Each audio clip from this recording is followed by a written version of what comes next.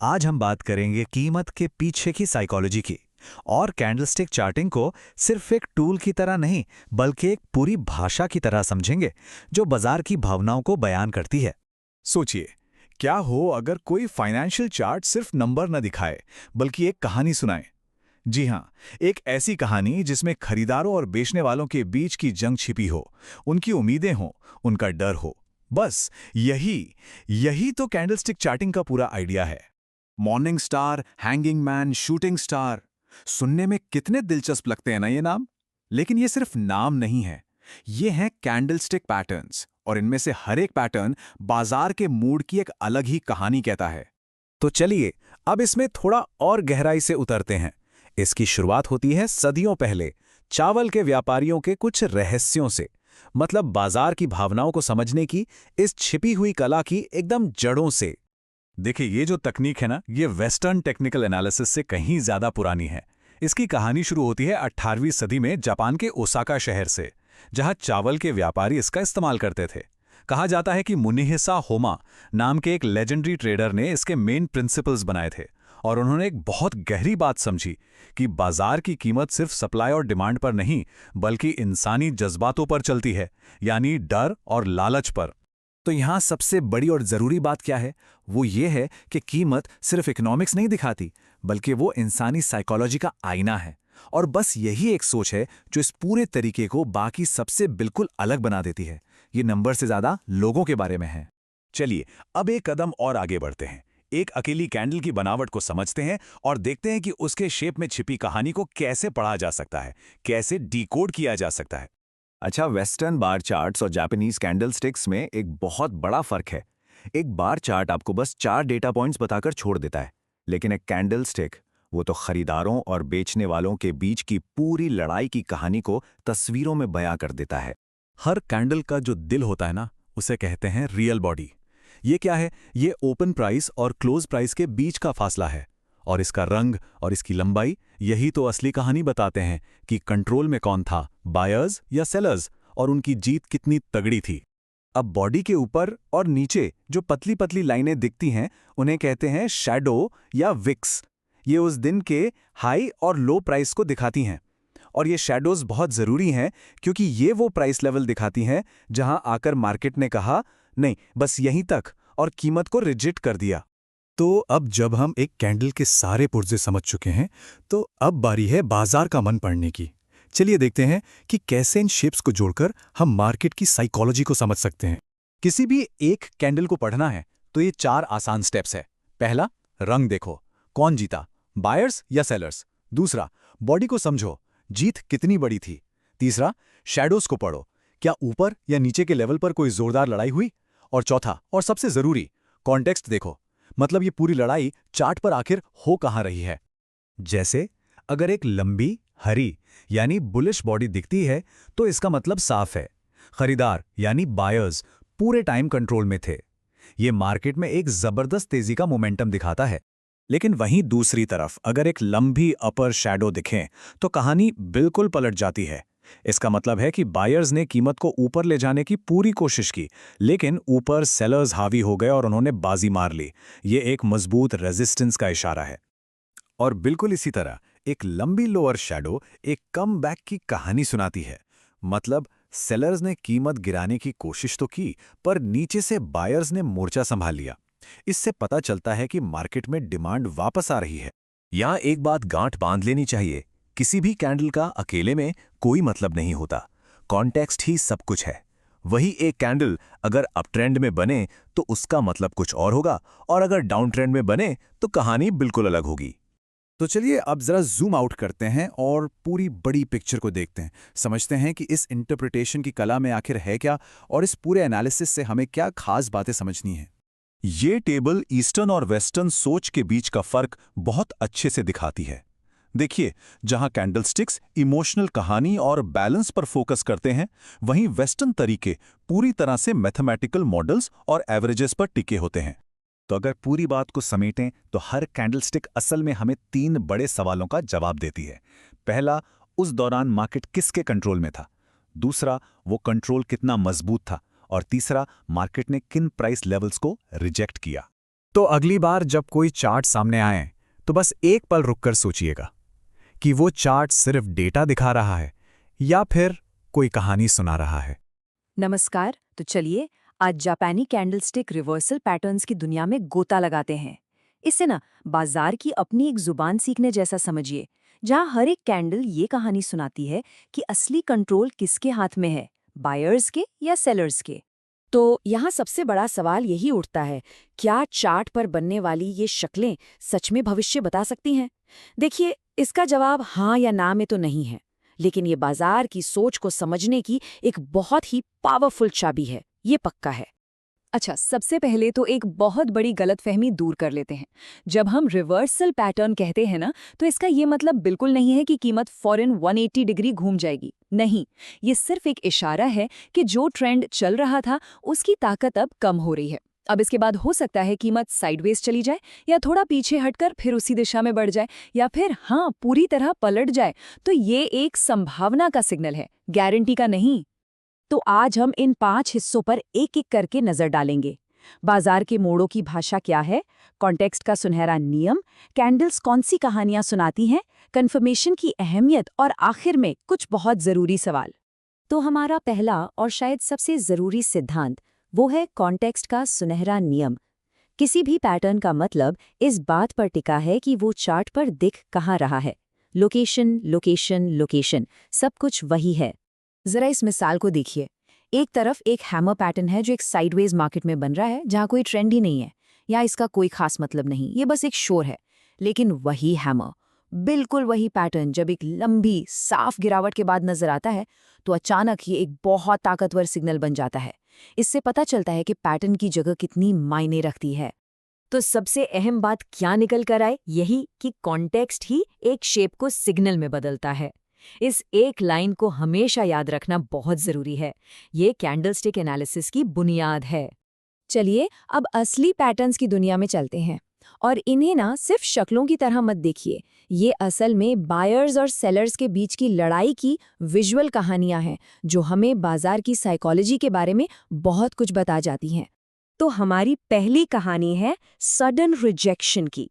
मतलब ये वो पैटर्न्स हैं जो दिखाते हैं कि बाजार ने मौजूदा ट्रेंड को अचानक और बहुत जोर से नकार दिया है। यहाँ 2 क्लासिक मिसालें हैं। एक है हैमर, ये गिरावट के बाद बनता है, ये दिखाता है कि पैनिक सेलिंग के बाद बायर्स ने जोरदार वापसी की और निचली कीमतों को रिजेक्ट कर दिया। और दूसरी तरफ है शूटिंग स्टार, ये तेजी के बाद बनता है और ये दिखाता है कि सेलर्स ने बायर्स को दबा दिया और नई ऊंचाइयों को मानने से इनकार कर दिया। दोनों ही एक अचानक पलटवार की कहानी सुना रहे हैं। अब आते हैं हमारी दूसरी कहानी पर, फीकी पड़ती रफ्तार। ये पैटर्न बताते हैं कि मोमेंटम धीरे धीरे खत्म हो रहा है। ये कोई अचानक झटका नहीं, बल्कि एक धीमी प्रक्रिया है। मॉर्निंग स्टार पैटर्न इसकी सबसे बढ़िया मिसाल है। ये 3 कैंडल्स में एक पूरी कहानी सुनाता है। देखिए, पहली कैंडल सेलर्स का पूरा कंट्रोल है। दूसरी कैंडल बिकवाली का जोर रुक सा जाता है, एक हिचकिचाहट दिखती है। और फिर आती है तीसरी कैंडल, बायर्स जोरदार तरीके से कंट्रोल अपने हाथ में ले लेते हैं, मानो एक नई सुबह हो गई हो। और इसका ठीक शीशे जैसा उल्टा है इवनिंग स्टार। ये तेजी के बाद मोमेंटम के फीके पड़ने की वही कहानी कहता है, और अक्सर एक बड़े टॉप का इशारा होता है। यहाँ भी साइकोलॉजी बिल्कुल वही है, पहले मजबूती, फिर हिचकिचाहट और फिर कंट्रोल का हाथ बदलना। हमारी तीसरी और सबसे ड्रामेटिक कहानी है जबरदस्त टेकओवर की। ये वो पैटर्न है जहां कंट्रोल अचानक और पूरी तरह से एक तरफ से दूसरी तरफ चला जाता है। बुलिश और बेरिश इनगल्फिंग पैटर्न इसके सबसे सटीक उदाहरण हैं। बुलिश इनगल्फिंग में क्या होता है? एक बड़ी हरी कैंडल पिछली छोटी लाल कैंडल को पूरी तरह से ढक लेती है, मानो से निगल गई हो।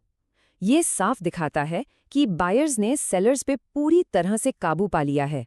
बेरिश इनगल्फिंग में इसका ठीक उल्टा होता है, जहां सेलर्स हावी हो जाते हैं।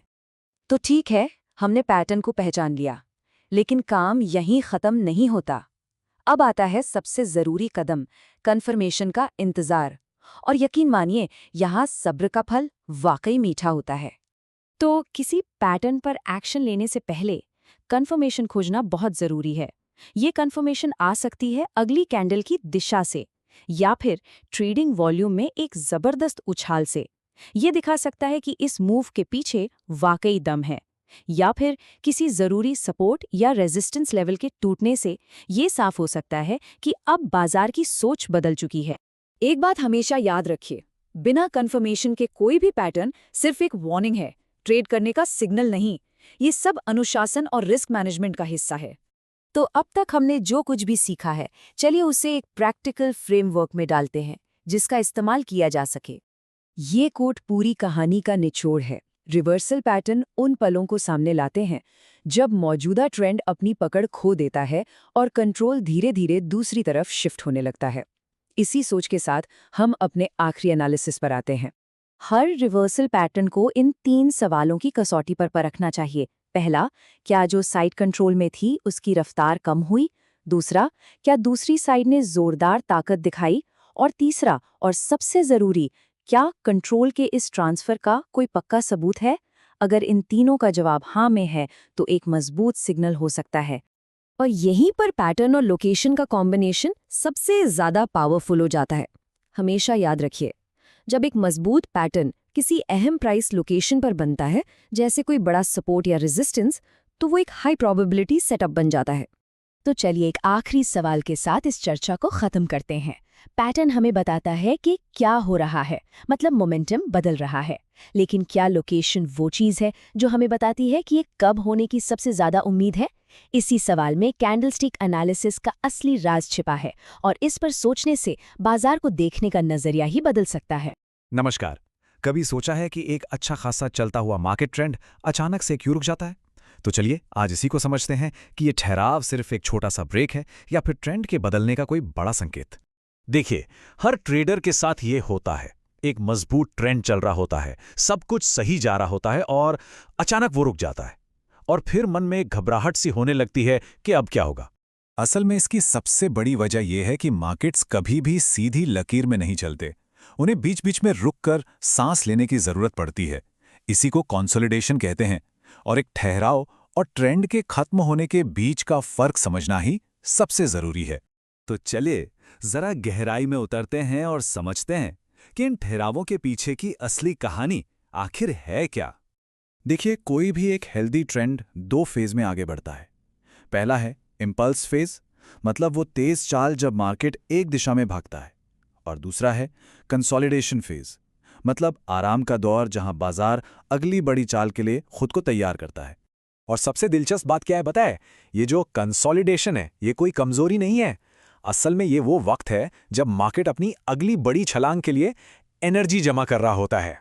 अच्छा, तो अब बात करते हैं कुछ ऐसे पावरफुल पैटर्न्स की जिन्हें देखकर ये अंदाजा लगाया जा सकता है कि ट्रेंड अभी खत्म नहीं हुआ है, बल्कि आगे भी जारी रहने वाला है। इनमें सबसे पहले आते हैं विंडोज, या जिन्हें हम गैप्स भी कहते हैं। ये बहुत ही मजबूत संकेत होते हैं क्योंकि ये साफ साफ दिखाते हैं कि खरीदारों और बेचने वालों का संतुलन अचानक और जोरदार तरीके से टूट गया है। अब ये देखिए, ये एक कंट्रोल्ड ठहराव का कितना शानदार उदाहरण है। राइजिंग 3 मेथड्स पैटर्न हमें कहानी बताता है। कहानी ये कि कैसे बेचने वाले मार्केट को नीचे ले जाने की कोशिश तो करते हैं, पर उनकी कोशिश बहुत कमजोर होती है और खरीदार आसानी से वापस कंट्रोल हासिल कर लेते हैं। और बिल्कुल यही कहानी उल्टी दिशा में भी होती है। डाउन ट्रेंड में फॉलिंग 3 मेथड्स पैटर्न बनता है, जो दिखाता है कि खरीदारों ने एक छोटी कमजोर सी कोशिश की, लेकिन वो आखिर में नाकाम हो गए। सेपरेटिंग लाइंस भी एक बहुत ही दिलचस्प पैटर्न है। इसमें ऐसा लगता है कि मार्केट ट्रेंड के खिलाफ जाने का एक छोटा सा धोखा दे रहा है, लेकिन फिर अगले ही पल वो झटके से अपनी असली दिशा में लौट आता है। लेकिन तब क्या होता है जब मार्केट ना तो ऊपर जा रहा हो ना नीचे, जब वो पूरी तरह से एक कंफ्यूजन में फंसा हो। और यहीं पर एंट्री होती है डोजी कैंडल की। डोजी का मतलब है बराबरी की लड़ाई। एक ऐसी स्थिति जहां ना तो खरीदार जीत रहे हैं और ना ही बेचने वाले। ये मार्केट में एक परफेक्ट बैलेंस का सिग्नल है। और डोजी के भी कई अलग अलग रूप होते हैं और हर रूप एक अलग कहानी सुनाता है। कोई डोजी एक जोरदार टक्कर के बारे में बताता है जिसका कोई नतीजा नहीं निकला, तो कोई ये बताता है कि कैसे खरीदारों ने निचली कीमतों को या बेचने वालों ने ऊंची कीमतों को पूरी तरह से नकार दिया। तो यहाँ सबसे बड़ा सवाल यही उठता है कि अगर डोजी दिख जाए तो क्या करें? खरीदें या बेचें, और यकीन मानिए ज़्यादातर लोग इसका जवाब गलत ही देते हैं। तो सबसे ज़रूरी बात जो याद रखनी है वो ये है, डोजी अपने आप में खरीदने या बेचने का कोई सिग्नल नहीं है। नहीं, ये सिर्फ एक जानकारी है, एक सूचना है। इसका असली मतलब क्या है, ये इस बात पर निर्भर करता है कि ये बन कहाँ रहा है। और यहीं से हम ट्रेडिंग के सबसे बुनियादी, सबसे ज़रूरी नियम पर आते हैं, और वो है कॉन्टेक्स्ट। मतलब संदर्भ ही सब कुछ है। तो ये संदर्भ है क्या? असल में हमें 3 चीज़ों पर गौर करना होता है। पहला, वॉल्यूम, मतलब कितनी खरीद बिक्री हो रही है। दूसरा, वॉलेटिलिटी, यानी मार्केट में कितनी उथल-पुथल है। और तीसरा, लोकेशन, मतलब कि वो पैटर्न बड़े ट्रेंड के किस हिस्से में बन रहा है।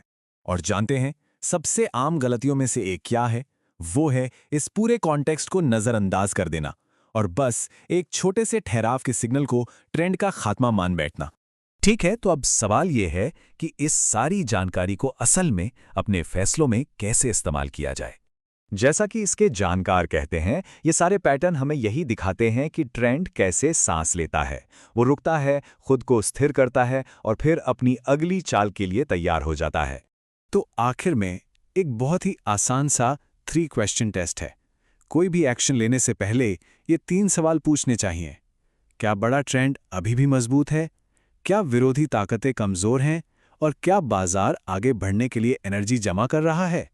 अगर इन तीनों का जवाब हाँ है, तो बहुत मुमकिन है कि ट्रेंड जारी रहेगा। तो बात यह है कि इस फ्रेमवर्क को इस्तेमाल करके डर में आकर फैसले लेने की जगह समझदारी से मार्केट को एनालाइज करना संभव हो जाता है।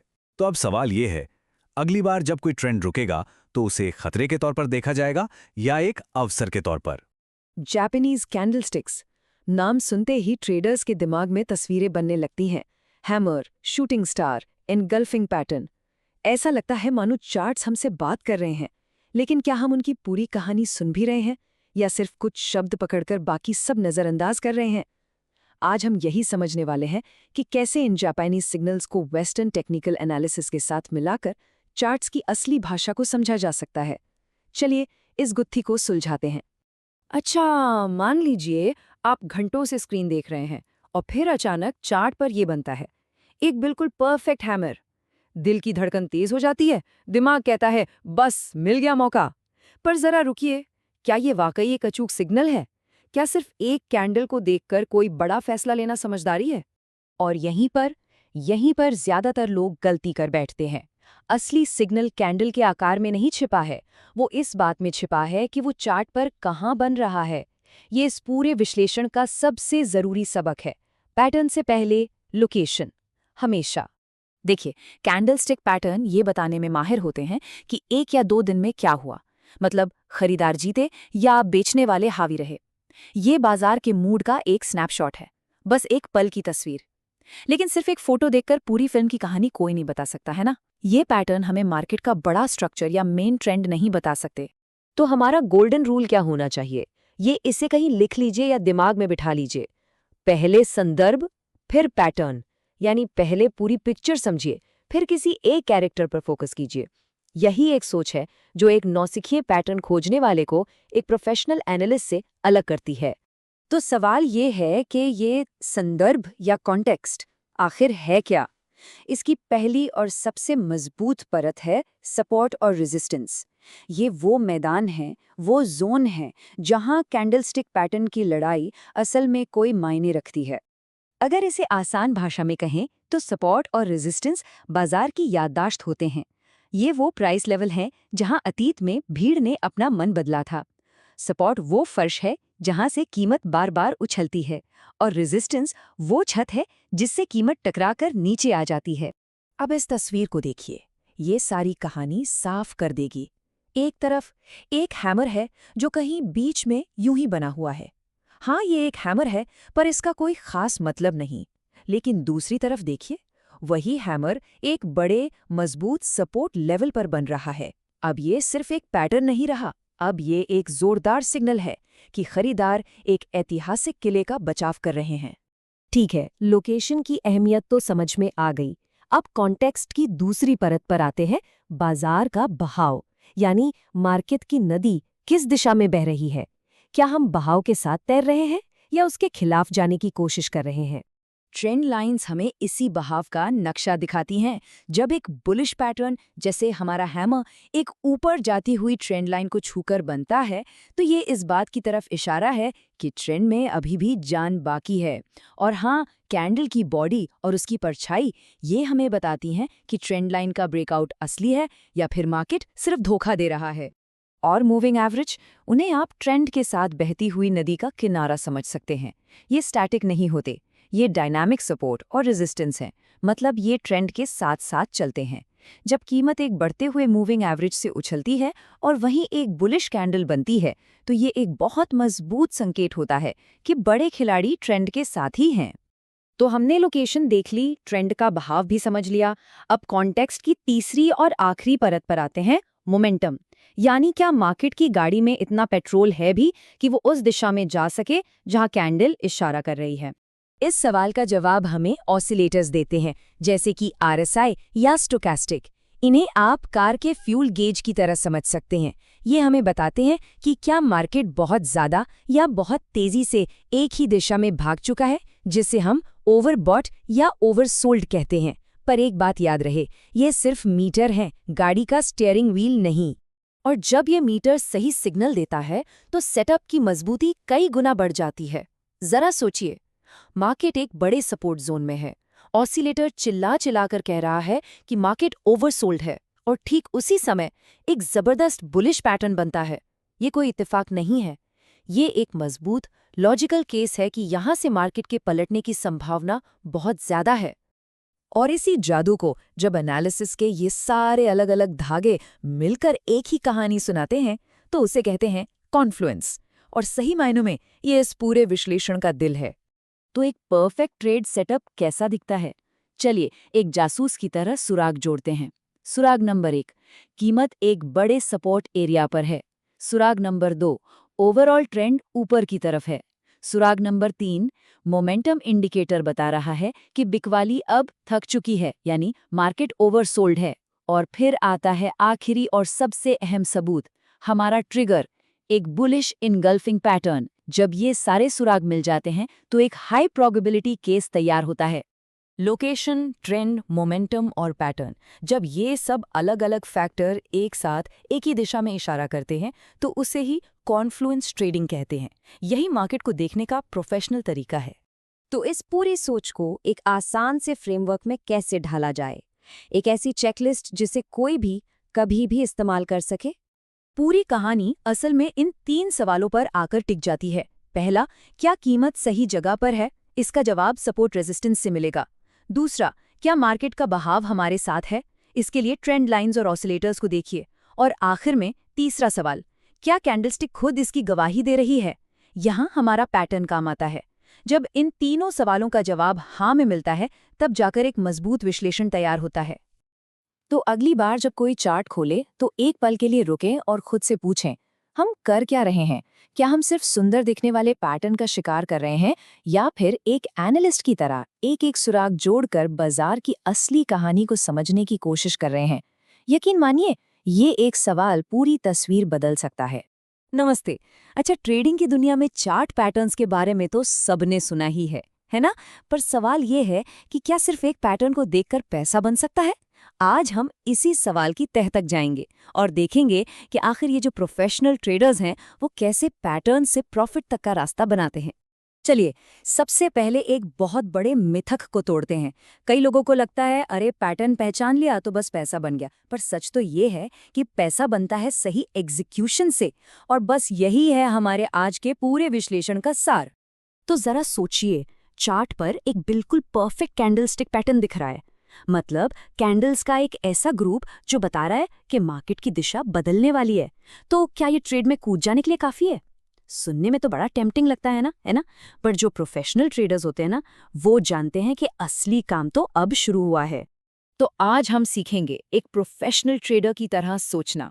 हम सिर्फ पैटर्न से आगे देखेंगे, उनके फिल्टर्स को समझेंगे, एक सॉलिड ट्रेड प्लान बनाना सीखेंगे, अपने कैपिटल को सेफ रखने का राज जानेंगे, और आखिर में वो माइंडसेट अपनाएंगे जो एक विनर को बाकी सबसे अलग बनाता है। चलिए शुरू करते हैं।